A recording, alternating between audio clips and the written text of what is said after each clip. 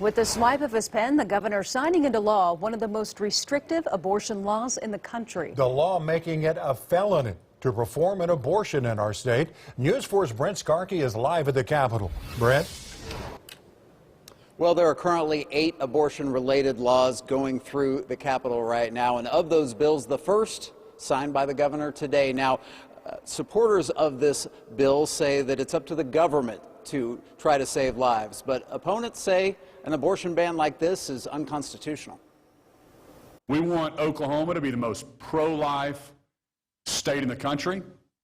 We want to outlaw abortion in the state of Oklahoma. With lawmakers and faith leaders looking on, Governor Kevin Stitt following through on his promise to sign all pro-life legislation that hits his desk Tuesday morning. SB 612 would criminalize abortion by making it a felony for doctors to perform abortions, facing up to 10 years in jail and up to a $100,000 fine. We value life because our God in heaven values life.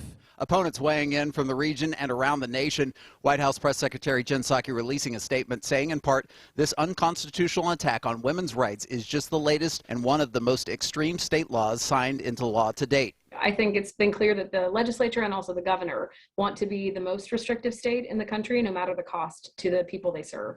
Officials from Planned Parenthood say for the last 8 months they continue to see more Texas patients at their Oklahoma clinics than in-state patients. Unless the law is blocked, they say they will continue to perform services until the bill takes effect in late August. We'll do all we can to keep access available. State Attorney General John O'Connor says he's confident the law will stand up in the courts, but he knows that the Mississippi case at the federal level is the linchpin. The states should have the rights to make that decision, and that's what we're hoping the U.S. Supreme Court does, is return it to the states and the people. Officials with the Center for Reproductive Rights firing back. Oklahoma's total abortion ban is blatantly unconstitutional and will wreak havoc on the lives of people seeking abortion care within and outside the state. This bill will be challenged immediately by liberal activists from the coast who always seem to want to come in and dictate and mandate and challenge our way of life here in the state of Oklahoma. We are Oklahomans, we live here, we pay taxes here, and most importantly, we expect a legislature and politicians to stay out of healthcare decisions. Officials with the ACLU of Oklahoma say they are looking into legal action on this and other state abortion bills. They say criminal-based laws like this one have been blocked before. We file our cases in Oklahoma State Court. And therefore, we believe that there are better protections under our laws and under state laws that could ensure that that possibly our Texas-style bills don't go into effect.